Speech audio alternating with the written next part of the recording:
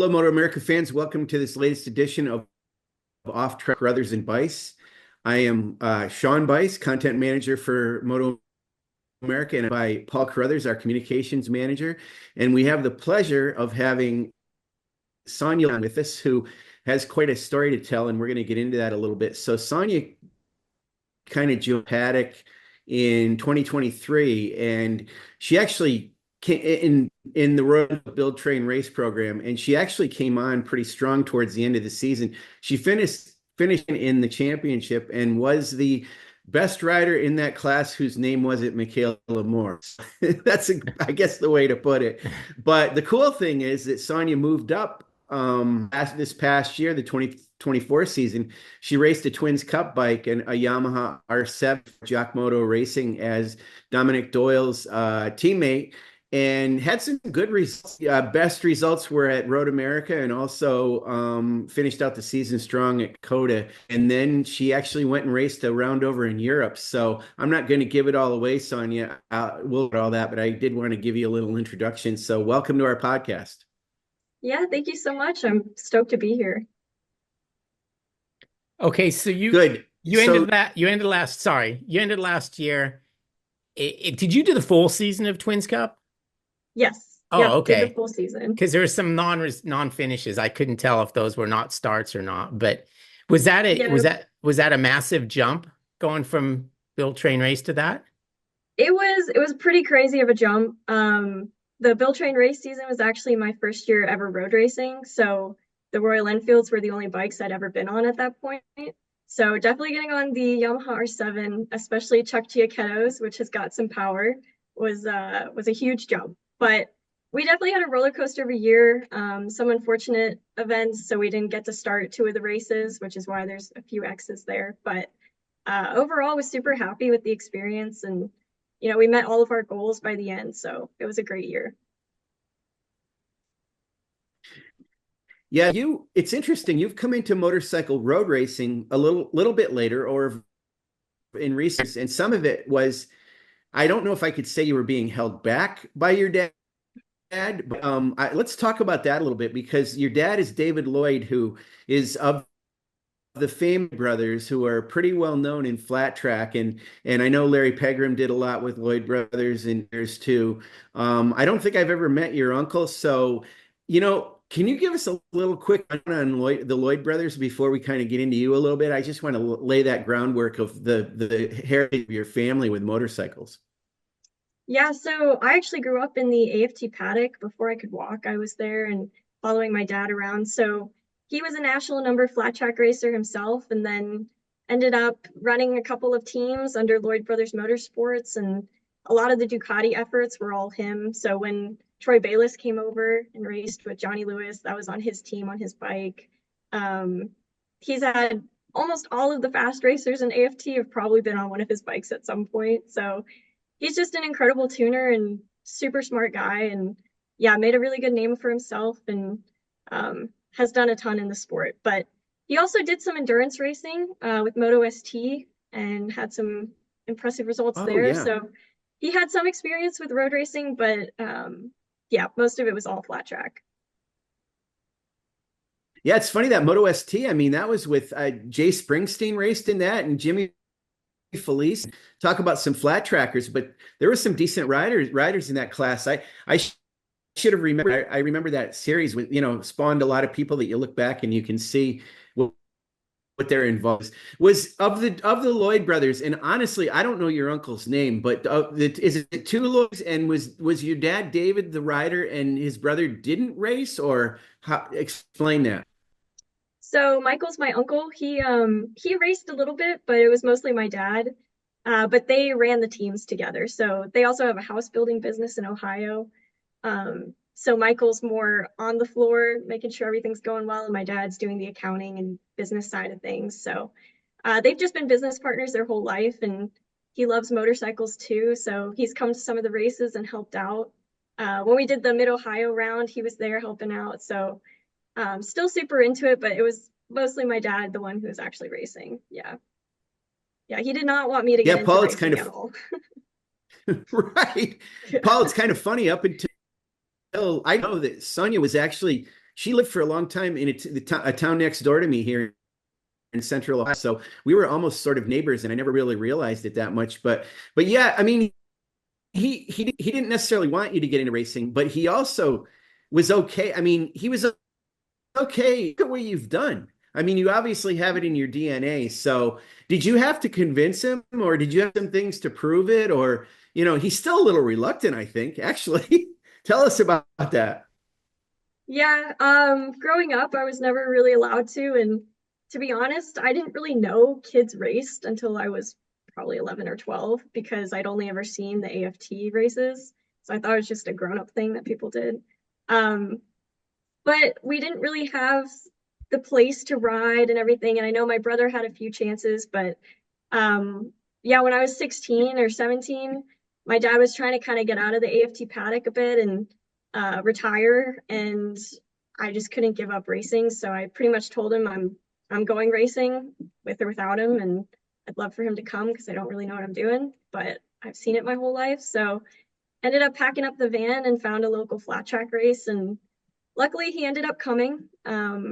Still to this day, every race we go to, he asks me if I'm good yet and if I can stop now. But no, he's been a huge support, and obviously it was a huge factor on my team this year, helping out, building the bikes. And his philosophy is pretty much, as long as we're going to do it, we're going to do it right. And he's going to make sure all the bolts are tight on my bike and that I'm not doing anything too crazy. So yeah, the support's been huge from him, but he's okay if I quit right now, for sure. So how do we become a chemical engineer? I mean, that scares me just to say it. Yeah, so originally my first thought was to be a dentist. That was just kind of what I went into college thinking I was going to do. So I did, my major was biology when I first started. And then I found out that I really loved engineering. So I ended up going over to biological and chemical engineering side of things. So that's what my degree was in. I just graduated in May, and it was a super cool degree. It was awesome. A lot of interesting stuff going on. So what does one do with that? I get that question a lot, and I wish I was better at explaining it. Most of my field would be kind of, I guess the most popular is prosthetics and medical devices. I was more into the biomimicry side of things, so taking things in nature that are already optimized because they're in nature and putting them into technology. So like turbine fins are shaped like blue whale fins because they're the most optimized for pushing through fluid and that kind of thing. So it's actually been really neat seeing some of that stuff in motorcycle racing. Like you wouldn't really suspect it, but some engine parts are mimicked after things that you would find in nature, and it's kind of everywhere. So it's kind of cool. Yeah, that is cool. Yeah, I mean, we can get a total tangent about the engineering side of it, Sonya, but I mean, right off the bat, I got to ask you, I mean, what's your take on all the aerodynamics on bikes? I mean, I remember Kevin Cameron at one time used to say, you don't really use aerodynamics until you get up to a certain speed, but I know you like moving around when you're on it, but all these crazy Stegosaurus fins on the MotoGP bikes, do you buy into that? Honestly, I do. I've listened to a lot of those podcasts. Chloe Laren she posts podcasts sometimes on her Instagram, and so I always go and listen to them because she's my hero. But I do believe in it. I don't think the MotoGP people or the racers would put them on the bikes if they weren't helping them at all. I think, smaller bikes obviously doesn't make a huge difference, but there's a lot of physics in motorcycle racing that people still don't fully understand. And it's just because of all the different factors going into it, of what your body size could be, what your elbow sticking out a little bit more. It's not like car simulations where you're within a vehicle that has specified dimensions. You're constantly moving and putting all these different, forces into the bike. So I think it definitely has an effect, but I'm not sure if we fully understand exactly what it is yet, if that makes sense. Mm-hmm. I think about Georgia too, because I only know about Georgia football team teams, Georgia's football teams. I don't know about the schools, but one of the things surprised me a little bit, and maybe asked this before too. So you went to the University of Georgia. You are a Bulldog, and you got an engineering degree, but then you have Georgia Tech. And I actually have some people that are involved in technical industries with Georgia Tech. Did you decide between the two? I mean, is the engineering school better than actually Georgia Tech? So I actually did end up getting into Georgia Tech, but honestly, I just like the culture at UGA a little bit better. My philosophy was always, you know, every place has a library. It's really going to be the amount of effort that you put in is what you get out of the college. So the UGA engineering community or college is also fantastic. They've come a long way. They're a little bit newer than Georgia Tech, but they're fantastic and have a great alumni base and everything. So I wanted to go to a school where it was more dependent on the amount of effort that I put in, and I wasn't just, killing myself for the grades and not having too much of a life because it was forced upon me at Georgia Tech, which the people who go there, I feel for them and I'm very impressed, and they're definitely fantastic engineers. But UGA is also a great engineering college, and I loved it. It was fantastic. I only recently found out that San Diego State had a library.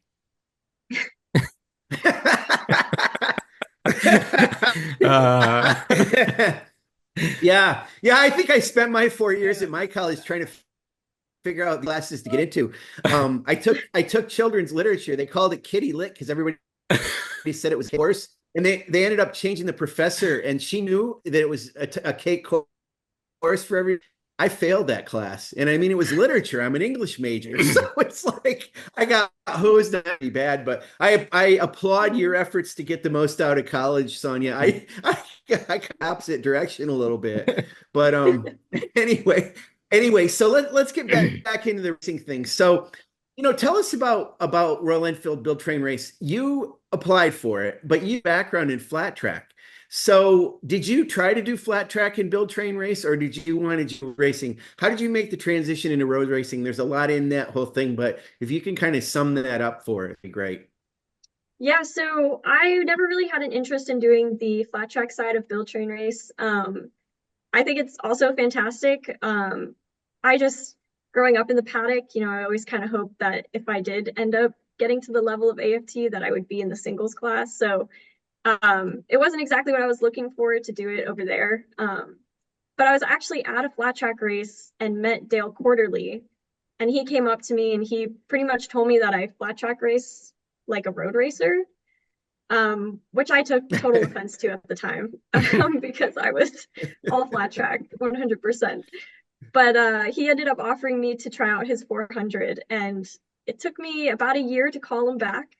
But I did, and went up there and got to get on his 400. And so essentially I had done that because the first year I applied to build train race for the road racing side, I got denied because I didn't have any experience.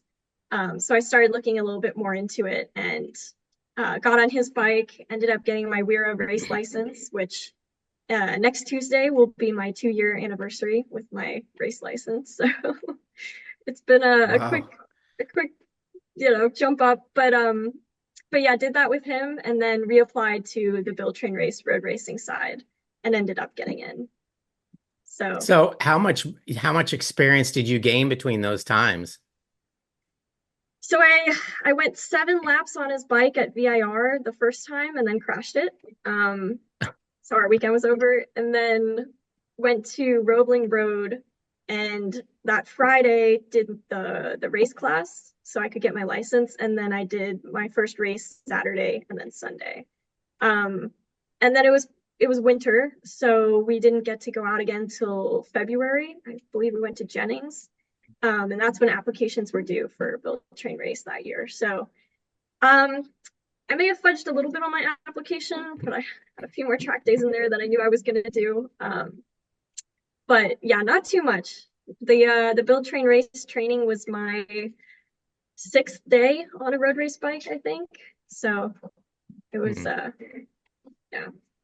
Yeah, the first day we had 2 days of training. The first day, the mechanics told me they were pretty worried about me in the class because I wasn't going too fast. And then the second day we did mock races, and I get this red haze a little bit when it's race time, and ended up finishing second to Michaela in both of the mock races. So they were all very excited, and I was excited for the first race after that. So yeah. It's funny about Dale. So we've known him for a long time. When he used to race for Kawasaki Privateer, won a superbike race at Mid Ohio, and was a Teenage Mutant Ninja Turtles in the what was it, Mirage Studios. That was the development. I'm sure you know all that. But over the years, we've spoken to everybody from Dallas Daniels to Jamie S. to Dominic Doyle. And I can say this with confidence because I think he's cool with me. He's a hard ass to deal with. I mean, what do you think? He's a tough guy. Do you like that? I mean, obviously you get along great with him. Yeah, at first I was always hearing these stories about him, yelling and being super hard on people. And I actually ended up getting mad at him because he wouldn't yell at me. He was being too nice to me. And so we've always had a really good relationship just from the beginning. We've hit it off. And actually got to go train with him a few weeks ago, and yelled at each other a little bit, but it was a lot of fun. So I love it. I think it's great when you have a coach that'll really push you. It's because they care. So I always tell him he can be as hard as he wants to be, and I'll take it. But yeah, he's a personality. He definitely is. He's funny. Yeah, he sure is, no doubt. Yeah. Paul, you want to go? Oh, sorry. I got a little delay. I got a little delay with you today for some reason. Delay. I'm not sure if it's I do me too or you. with Son. No, it's all of us. We have Sonya too. I don't know what's going on. But... She's perfect on mine. I don't know why. But... Oh, it's both on mine. Okay, so the intimidation factor, you kind of probably got a bit of that out of your system at the tryout or at the training session with Build Train Race. But what was there still a lot of angst going into the first race? I think the first race was, what year was the first race of yours? Road America? Yes. Yeah, okay. Road America. So was that an intimidating process, actually being at the event in front of everybody and go and do this? Honestly, I had no idea what to expect, so it kind of took the pressure off a bit. I was just there to have fun. I wasn't expecting to do very well. I mean, I was hoping so. I kept telling people, I'm gonna go out and win it. No big deal. But yeah, so going out, I qualified, I think I was 5th or 6th. So I was a little bit disappointed after that. And I put a little bit of pressure on the race, but I ended up fighting for second in the races, and made a little mistake, ended up getting third, but I don't know, it wasn't as frightening as I was expecting. I think they did a really good job with the environment. Build Train Race did, just under the tent, getting you ready. And, I had my dad there with me. And I knew some people in the paddock. He kind of introduced me around, so I had some familiar faces. And so it wasn't all too terrifying. I was just excited to race. Honestly, it was kind of cooped up inside of me, so I was excited to kind of get it out and see what I could do and prove myself a little bit. And I think it's cool the way they have it set up where you're all under one awning, one semi. So you're all kind of in the same boat. You're not scattered around the paddock, which I think might make it a little more difficult. But I like the way that they've done that, where they've kept everybody together. Yeah, I was definitely a little nervous at first. Luckily, I was put in the back row, so I didn't have to be, right up talking to people and too much in the mix. So my first race was pretty nice. I kind of had a back corner, so I got to kind of just shut my brain off a little bit. But yeah, it's definitely nice having everybody there, and you can talk and ask questions and talk about gearing and all the stuff set up and what people are doing. So, and the older girls were great. They helped us out. They were fun. Yeah, and it's amazing, Sonya, because you had a rise that year. I mean, you put together a string of second place finishes at the end of the season that really put you right into, like I said, second place in the championship behind Michaela. And we know Michaela's joke, what she ended up doing that year with, her string of victories. But is that kind of why you, I'm not saying you should have gone to Junior Cup. Is that why you went to Twins Cup and didn't, and went, I guess, going to Junior Cup? You just, you wanted an even bigger challenge? Tell us about the philosophy on that decision.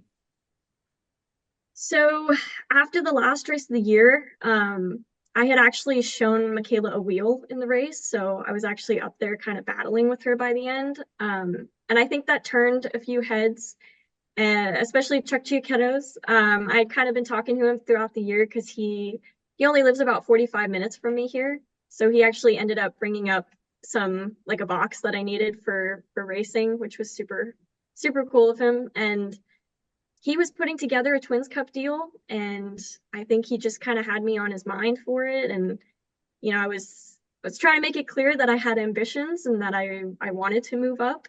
So I was offered a seat to stay in Royal Enfield. I know it's a 2-year deal now, so that was still an option. But honestly, Chuck gave me such a fantastic opportunity to be on a Twins Cup team, and I knew it was going to be a huge jump, but I felt like it was something I really needed to do. Might have had a bit more success in Junior Cup, but honestly, my goal was top tens in Twins Cup, and we ended up reaching that. So I think he was very happy, and we were super happy, and just didn't put much pressure on it because we had Dominic there fighting for the championship, and Yamaha really wanted to see a come up rider. So I think that was kind of a factor in it as well. So yeah, I think just all the networking I was doing was kind of helping me find a place in the paddock, and it just ended up being Twins Cup instead of Junior Cup. Yeah, I want to mention the thing about Yamaha for a minute because I saw this and I actually don't know the answer to it. I think it has something possibly to do with Bob Starr, who I go way back with him. We've known him for a long time. Terrific guy, just completely dedicated to motorcycles and Yamaha and race. And I saw this gigantic banner with your name on it at some, I don't know if it was a trade show. How did that happen? And was it Bob Starr that contacted you? How did that all come about? That was definitely Bob Starr. He's been fantastic. He's been a huge ally this year, just giving me advice and helping me out. So he reached out to me for the Society of Women Engineers conference, which they just had in Chicago. So I got to go out with Yamaha, and we had an R7 out there. And during the career fair portion, I was kind of talking to girls about getting into the motorsports industry and opportunities in Yamaha. And yeah, I got to work with the Yamaha HR team, and it's been really cool. Yamaha has been fantastic to me, letting me do video shoots with them and stuff, giving me a lot of opportunities. But got to hang out with Bob Starr for the weekend, and it was a lot of fun. He's great. Yeah, he's fun. Yeah, he's a fun guy. He's a great guy to have for sure. So when you talk to these engineers, were you speaking to them from both an engineering background, telling them about what it's like to race? Did you get into that part of it as well? Yeah, it was actually really surprising how many young women were out there that really wanted to get into motorsports and didn't really know motorcycle racing was a thing in the US. They just, you see Formula One and you see NASCAR, and they were really interested in it, and they really liked the engineering side and the racing side. So got a lot of their LinkedIns and phone numbers, and actually been chatting with a bunch of them, trying to give them some opportunities of track days in their area and how they can get into it and all of that, which is really exciting. Okay, So then go ahead, Sean. No, that's all right. I want to, at some point, we're going to get into this. Maybe we can do it now, but I don't know much about this World WCR program that you did. And I know I'm under the assumption that you want to do that again. So can we talk a little bit about how that even came about for you in the first place? Yeah, so I've been watching the series all year. It was really interesting that they were doing that, and it seemed to be a really legit program and in the series. And so I started putting out some feelers to kind of see if a wild card might be possible. And honestly, Chuck Giacchetto was the one who ended up securing it for me. He reached out to them over there to see if they had a spot open, and they did, and they ended up offering it. So I found out about 2 weeks before the race that they were going to let me ride out there. So spent the next 2 weeks trying to figure out how to get an FIM license, get my leathers made up right, find flights, figure out how to get from A to B. Jerez is not the easiest place to get to when you don't really know Spain too well. But yeah, just put out the feelers and ended up getting the opportunity, which was really neat. And it's a cool program. They actually prepare all the bikes for the girls and transport them to each race. So when I showed up, there was a bike ready for me, and I just had to put my stickers on it pretty much. They have tools, they have tire warmers, they have everything. It's all a part of the program. When you put your entry deposit down, it pays for the wheels, the tires, all of it. So yeah, it just makes it super easy. So the wild card was super smooth process, and everybody over there was really switched on, and they had data technicians for us that we would talk to after each race, and it was really cool. Very legit program. Did you go alone?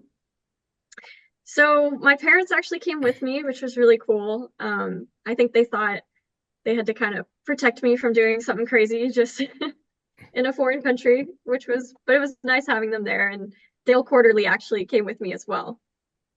He was kind of my rider coach for the weekend, which was awesome. So it was huge. Yeah, and I mean that World WCR. Well, first of all, I just have to say this. It stands for World Women's Circuit Racing Championship. It's the weirdest name. I mean, I get the circuit part, I understand that, but I don't know why they just didn't call it World Women's Road Racing or no, but World WCR is fine. But it's no joke. I mean, there were some definitely good riders in that. Obviously, Ana Carrasco won the championship. She's a former World Supersport 300. I met her a couple years ago at COTA and really like her a lot. Maria Herrera is a great rider too, is raced also in the mainstream series as well. And I don't remember first Sanchez, the third place. You know, they're all really good. Plus, our own Mallory Dobbs was racing over there for that Sekman team.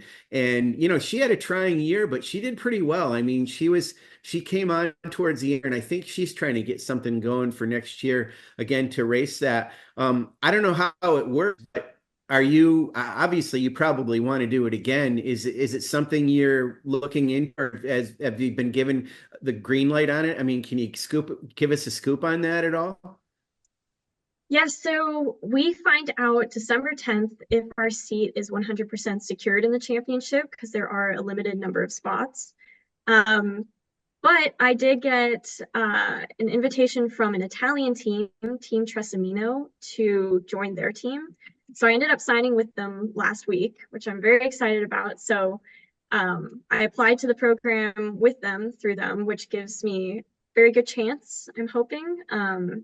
But officially I'll find out December 10th. But already have plans with the team for February and March to go out to Valencia, Spain, and do some preseason training and get to test on some of the tracks with them, which was super exciting. I met them in Jerez, Spain at the wildcard round, and they were super nice. They've been a race team since 1997, and Beatrice Naila I think she's secured 2 women's European championships with them, and they had Jessica Howden was racing on their team this year, and she was a top 10 finisher and from South Africa. So I'll have another South African teammate, which is kind of cool. Can't get away from them. No. Yeah, Dominic and right. Yeah. That's legit. That's legit then. So now I understand. So it's like a spec class a little bit, but and I don't know that you can make too many changes on the bike. I believe they use different tires, which is always a factor. So to go over there for a one wild card in one round, I mean, that's a tall order. I know you had some personal goals. It improved as the year went on, but I'm sorry, the weekend went on. It seems like it wasn't a year here. You'll be able to start and really develop it. You know, you must be pretty excited with what you did, and you just want more of it, I'm sure. Absolutely. Yeah. If we had started the weekend where we finished it, we would have been fighting mid-pack. And my best lap time was my last lap out there. So we were just taking tenths off every lap. And I mean, I dropped 2.5 seconds in the second race. So just kind of figuring things out.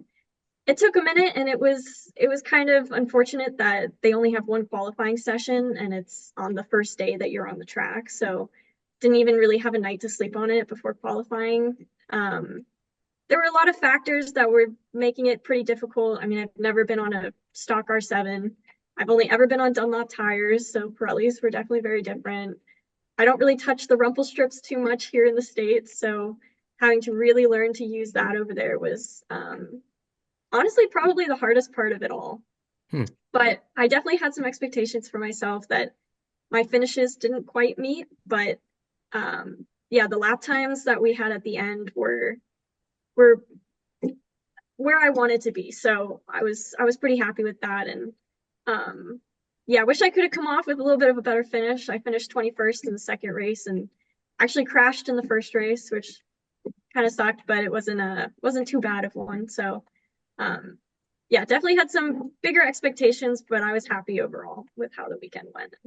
And Dale didn't yell at you in Spanish? Oh, I think he would have if he could. Yeah. So you touched on something I want to ask you about. What's this about learning how to use the rumble strips? Tell us what that means. Well, I mean, just over there, they all use the rumple strips so heavily. These are smaller bikes, so keeping up that corner speed is huge. So coming off the corner, they're all on the strips. And I know here in the States, we don't always put paint or put sand in the paint, and they get a bit slick, and there's a lot of tracks where you just know to kind of stay off of them. So I have so many pictures from the weekend of me like an inch off of the paint where everybody's kind of going over it. So it's just kind of weird with the tires already moving around a little bit more, being Pirellis and being a little bit I don't know, just moving around a little bit more. It was just a little weird to kind of then put them on the rumple strips where you're just used to not having traction and getting a bit off balance and stuff. So like our rumple strips here they have a lot more of a drop off to them. Over there, I think they're meant for you to really go over them. So they don't drop off as much. So you can really use them as part of the track. Yeah, it's hard to wrap your head around being able to use those curbs. Right. Because the ones we have, I was thinking some of them are perfect, but then others are a little motocrossy. Yeah. Yeah, I mean, you'd think it's counterintuitive. I mean, the rumble strip, the key word is rumble in that. I mean, going over that's going to upset the chassis. You're going to get a slapper and all kinds of stuff. I get the fact that you're going to want to go a little bit wider and maybe, be able to power out, give a better drive out of your exit. That's a reason for doing it. But at the same time, I mean, maybe they're not that bad, but to your point, I mean, it's a little bit tricky. So not only grip, that bouncing around a little bit. You had one incident. I think you did go out on the rumble strip and maybe tell us what happened there. Yeah, so that was actually my mistake. The harder I was getting on the brakes into the corners, it being a stock clutch, it didn't want to slow the transmission down enough to really get into gear when the rear wheel was starting to come off the ground a bit. So I was starting to kind of struggle to downshift a little bit and ended up kind of getting in between a gear, and I re-downshifted instead of upshifting, which kind of locks up your rear wheel. And unfortunately, I was still on the brakes, trail braking into the corner. And so when it got out of shape, I pulled on the brakes too hard and it just kind of flipped me over the other side. So that is my mistake. I was still kind of getting used to everything. And yeah, I was just on the brakes a little too hard when it got out of shape. But that was actually the first time I've ever crashed in a road race. I've always crashed in qualifying or practice. So was pretty disappointed with it, but they were great. They got the bike up instantly, rushed me off the track, and suddenly I was on a moped going back to the pits. I think I missed one lap and I was already back in the pits, and it was crazy. But I had like 10 doctors rush around me, make sure I was okay. I was totally fine. Yeah, the only difference in MotoAmerica is if you come off the bike and end up in the grass, Zach Eaton comes over and picks you up and carries you off. I'm sure you know who Zach is. He's everywhere. I do. Around the track. Everybody knows him. So okay, this is WCR. We wish you luck on doing that, and hope you do. And I know they race regularly I know was able to race at Ridge last year in Supersport, which she's done before. That's how she kind of got her start. That's her home track. Do you foresee a chance to race in MotoAmerica, and in what class it might be next year at all? I'd love to do a one-off round. I think the most realistic would be a hooligans round on one of the MT09s. That's kind of what I'm finger crossed hoping to try to put together. Right now, honestly, the women's championship is about half the cost of putting together a Twins Cup series or championship, team. So that's honestly a big factor why we're really pushing to try to do the European rounds. But the hooligan round is affordable, and you get a stock bike and give it your best shot. So that's what I'm looking to do next year. Do a one-off round. How many rounds of the women's thing in Europe are there? Is it growing, or is it the same amount as it had in the first year? So I believe it's going to be 6 weekends again, but Okay. I think there's talks they might add another one. But right now it's 6 rounds, 12 races. Yeah. And they're all on Europe. You don't fly away. No, they're all in Europe. So I'll be commuting back and forth for the actual race season. That's the plan.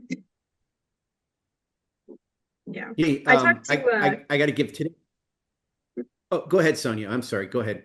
I was just gonna say I actually got to talk to Garrett Gerloff over there, Oh and yeah. his team was yeah. super nice. Tim Robinson kind of invited me over and took me under his wing and let me hang out. And so I talked to Garrett about his living situation. I believe he lives in Andorra over there, and he was kind of saying that it's a really cool experience, but it's totally possible to fly back and forth and still do well. So anyway, I got a lot of advice from him, and it was great. And that team was fantastic to me. It's really cool. Yeah, that's what I was going to say. I was going to give a couple more shout outs. One of them was Garrett. And, I have heard too. I mean, I don't think I'm speaking out of school here on this, but Garrett did say, I think he's going to try to, now that he's on the Kawasaki factory team, he's going to probably stay and he's going to fly over there.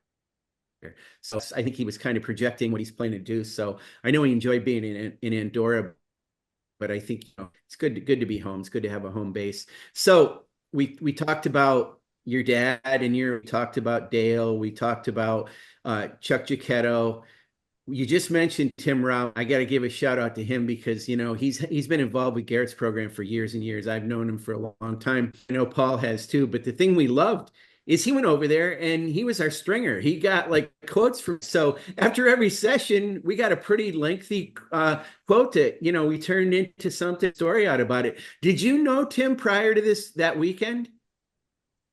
I had met him probably 7, 8 years ago, briefly. I think he did something with flat track at one point. So I had met him briefly, but I didn't remember him at all. And when he found out that I was going over there, he reached out and was just super nice and came over, introduced himself, and then we were pretty much best friends from there. So yeah, he's a good guy, and he's also a Georgian too. So it's something about that state. Really, there's a lot of brother and sisterhood among that state. Everybody seems to help everybody. Absolutely, MotoAmerica's way a little bit too. He introduced me to Brian Stokes a few weeks ago, who also lives in Georgia. Great. Yeah, so hopefully maybe we'll get to ride together soon, and he was going to come help me out on the track. And yeah, it's been really cool. Good. Yeah, I'm pretty sure Brian was the crew chief for, I think it was Garrett. I think he was somewhat involved with Cameron Bobier and also with Tommy replaced. No, it was Garrett, because when Garrett got hurt at Daytona that first year, Tommy came in because Garrett had broken his femur in that first time out at Daytona. So yeah, Brian's around for a while. Brian's pretty heavily involved with Triumph these days, but yeah, he was all in with Yamaha those days and doing a lot of stuff with that. So a lot of this stuff with you does seem to revolve around Yamaha a little bit. I mean, you've obviously also got already got a connection with Bob Starr. You're hopefully going to be racing this R7 again in World WCR. You raced in last year. You raced in MT09. I think you did ride, didn't you race in, or at least go out on track? Was it at Coda that you raced in the MT09 there? So I only got to ride it once, but I got to break in Canepa's bike at the Dunlop tire test at Roebling Road before Daytona. So I did get to go on it, and it was an awesome experience. Didn't get to race it, so hopefully next year. Yeah, no, great if you're going to be on that. But I mean, that's cool that you're involved. You're in that lineage a little bit with Yamaha, and it works out that they've got that program. It's kind of cool. You're able to kind of keep that synergy with that brand. So it could help. It could serve you. You know, if you get along with Bob Starr, he makes some things happen. So that's really cool. Yeah, So him, I want to Tom ask you about one of Halverson, fantastic. Tom. Yeah. Yeah, Halvey, we love him. I want to go back to your career a little bit because you've graduated and I think you have a job that you're going to start. Can you explain when that starting later and what exactly it is you're going to be doing with that? And have you already let them know about the possibility of you racing? Yeah, so I will be starting full-time work with Siemens Digital Industries end of next year. So, sorry, my dog is jumping up. That's all right. We love dogs. So I'll be starting that end of next year. I've done 2 internships with them and absolutely loved it. So I'll be doing a technical marketing leadership development role. So it's kind of a rotational program where you get to be a technical consultant on their different business units, which is really cool. And then you can kind of roll off into a position that fits you best. I am starting it so late because I'm actually supposed to be doing my MBA right now. I got into a 4+1 program to do my MBA in 1 year, but I went to the first 2 days of orientation and I just couldn't do it. I wanted to be a full-time racer and just give this, my everything for the next year and see what I could do with it. So ended up choosing to do that. So that's what I've been doing full-time, is just training and trying to put together sponsorships on the phone all the time and emails, trying to find partners. And but yeah, for Siemens, they've been fantastic. Obviously been racing the past 2 summers while I'm doing these internships. So about 90% of the work is you can do remote. It's all on a computer. So I was automating their processes at the racetrack a few times, just sitting in the van. So they've been great about it. They always ask me on Monday how my race went. So Cool. It's been a good balance. It's been good. That's good. I got to put you on the spot for a minute. And if you want me to share mine, I will. But I'm going to ask you to share yours first. What was your cum at UGA? What was my what? Your cum. Oh, your cumulative. I Sorry. had a 3.7 when I graduated. Is that what you're talking about?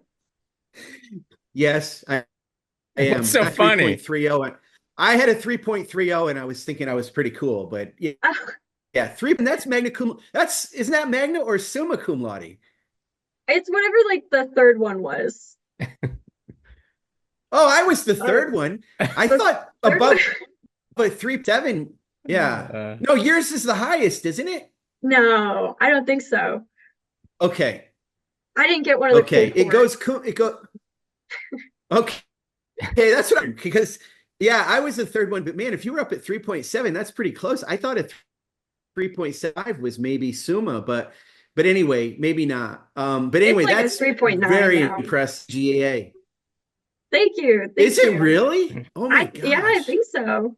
That's impressive. I'm glad I asked you that because I knew you were smart and practical smart too, because one of the reasons I know you're smart and I want to talk about this. When we went to the round at Road Atlanta, Michelin Raceway Road Atlanta, we put together a deal with your engineering group. It's like a fraternity of engineers, a national fraternity, I believe. You put together a proposal and sent it to us, and I presented it to the partners about what you wanted to do. And you assembled your group and you pretty much handled the entire thing. And you've got great organizational skills as well as race smarts and textbook smart. You got it going on, girlfriend.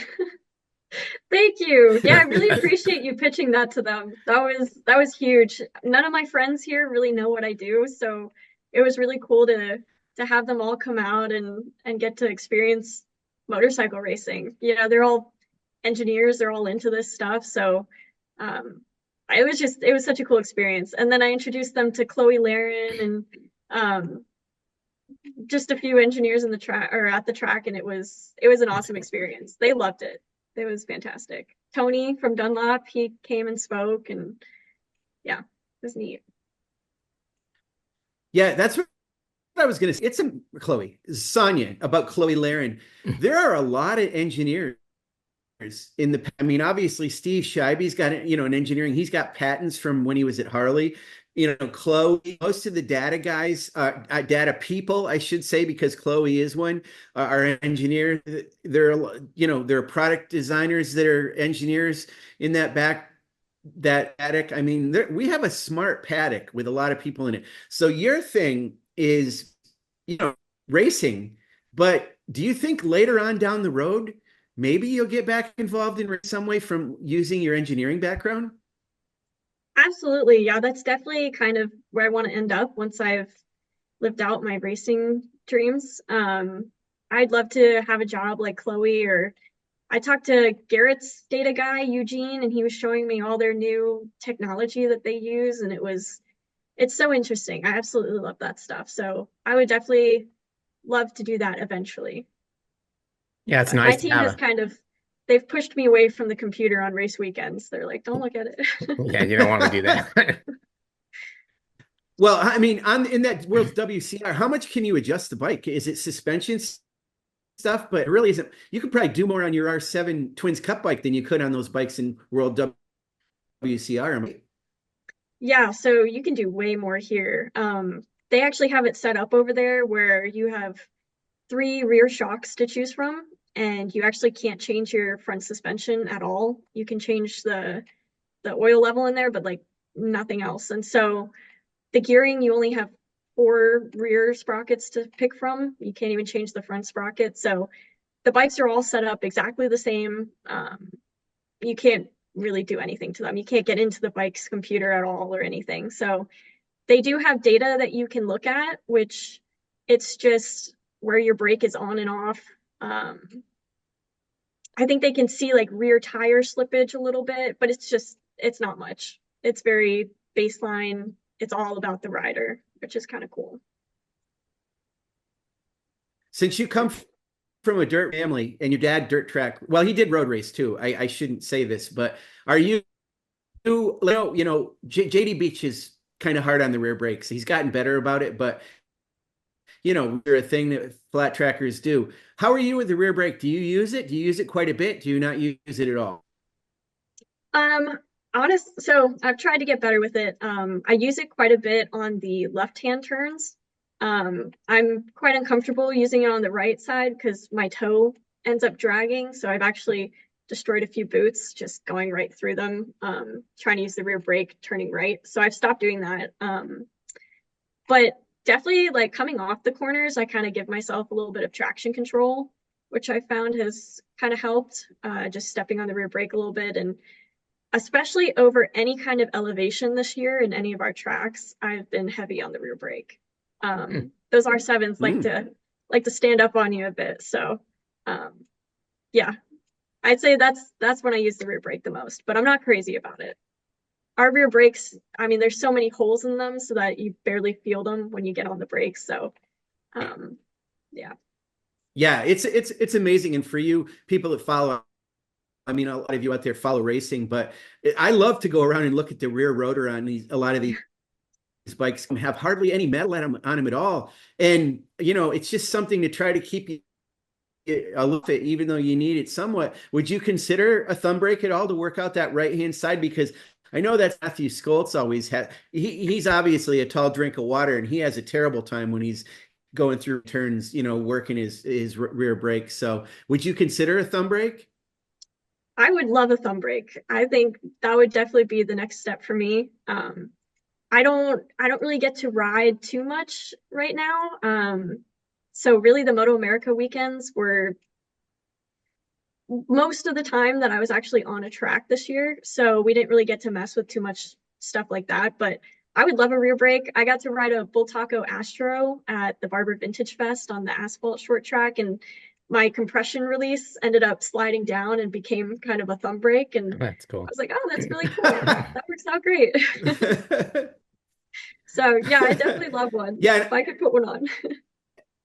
Yeah. And I should say not just thumb, but Richard Stamboli, he's mad enough at me. I don't want to get him even madder, but it could be a handbrake. They do a lever on that side, like the clutch, but it's a brake. What would you prefer, using your handbrake, or would you prefer to use your thumb on the left side? It'd be cool to try both, but I think the thumb you might have a little bit more feel with, just for me personally, would be cool to try. Right. Absolutely. Yeah. I've gotten to do a few things with the buttons this year, so it was kind of neat. Wow. Yeah, that was cool. Wow. I was going to say, man, I'll tell you, you had 3 shocks. This is women's WCR. 3 shocks. You can change the oil level. Maybe you could touch the preload, maybe not in the front. And you had what did you say the thing? 3 sprockets. Oh yeah, these sprockets. That's I can't fit that in my head as it is. And then you got buttons and all kinds of stuff. I don't know. I mean, cycle road racers are pretty smart. I have to say that. And it proves it. And somebody like you, who is inherently smart, it shows that you have an app to do it beyond like the physical talent, but you've got your head in that game too, and you know what the bike is doing. So, you have to be pretty well-rounded to do it. It's pretty cool. I'm very impressed with you. Thank you. Yeah, studying's kind of my thing. So before I even got on a road race bike, I pretty much spent the entire summer just studying it. So I think that really helped me at first. I mean, I didn't even know how to downshift a bike because, flat track, you're really just upshifting once and no front brake. So learning the front brake was pretty crazy. So yeah, there's so many resources out there now though to kind of study, and I listened to every Ken Hill podcast he had on Spotify before I got on a bike. So yeah, that was super helpful. I'd love to meet him someday. So Ken Hill, if you're listening. Yeah, he was usually in our paddock quite a bit. He's working on a book, so but he's a very smart guy. Yeah. He's worked gliders over the years, so that's cool. I'm glad you connected with him. See, you're good because you get you get around and meet people. I mean, you're very how do I put it, gregarious. You say you read and stuff, but you're not that bookish. You seem to want to be a model. That's a good quality to have, because it's definitely, you got to put yourself in the window, so to speak, to see this sport. So you must have both sides of your brain working pretty good. I have to say that's the hardest part though. Like trying to sell yourself is harder than racing itself. It's really hard. I love making friends though, so talking to people is always a good time. But like especially trying to put sponsorships together is like, that's been really tough for me. Yeah, it's tough. That's the hard part of it. Yeah. Well, we hope getting you on this podcast will help with that a little bit. And talking, I think we're almost talked out. Paul, you got anything else you want to bring in here? I learned a lot today. So GPAs, all kinds of stuff. So I'm all good. That's right. They do call it GPA. I don't know. We always call it Cume. But you know what I meant. Thankfully, I'm glad about that. Yeah. 3.7. Oh my gosh, that's impressive. You don't want to share yours, Paul? Yeah, I was probably. What would it take to get out? 2.5. I was going to ask, Paul. Probably 2.5. Well, I did really well in the classes that I thought was going to be my career, which it ended up being, which was journalism. But the other stuff, I spent a lot of time surfing. Yeah, I had, Sonya, I don't know if you remember this. I had told you this a while back that when I first went to college, I went biology major. I love that kind of stuff, living things and all that. And I could not get chemistry. It's horrible. I can't do it. Anything involving math, I can't do it. And they're talking about titrating a chemical, and I'm like, what the hell? I can't even do this. I actually dropped out of the class. I was like, well, I guess I can write okay. So that's why I ended up doing what I did. But I still have an interest in technical stuff. I just can't go too far with it. That's all. But that's cool. We started out the same. But you did it. Was that your thing in school? Were you high school? Were you chemistry? Were you math? I was all pretty much math. I went really far with Okay. math in high school, and that was kind of my thing. So I guess I should have known engineering was where I would end up. But Right. honestly, I would not have done this well in school without motorcycle racing because I really started Wow. my senior year of high school flat track racing, and then my junior year of college was road racing. So just having that, one was a break from the other. So having that escape to do schoolwork and not just constantly think about motorcycles. And then when I needed to shut my brain off from school, having motorcycles to just completely take over was really cool. So I think having that balance with each other really helped. I didn't get burnt out on either, which was really cool. If That's that makes cool. sense. Yeah. Yeah, it Okay. does. Well, Sean, let's let her go. And we wish you the best luck in whatever it ends up being that you do, but it doesn't sound like you have too many issues with being successful. So our confidence is riding high with you. So it was nice to have you on here, and then we'll have to do it again, and you'll have to keep us posted on what's going on for next year. Sean, thanks for everything. And you got anything to close with? Thanks. Just say hi to your dad for me, and if you see Dale quarterly, tell him to not be such a hard ass all the time. That'd be good. Just bring him Oreos. It makes me happy. Ah, there we go. Oh Okay. yeah. All right. Thanks a All lot, right. Thank you guys. Thank you Sonya. guys so much. This was Bye-bye. awesome. Thank Bye. you. All right.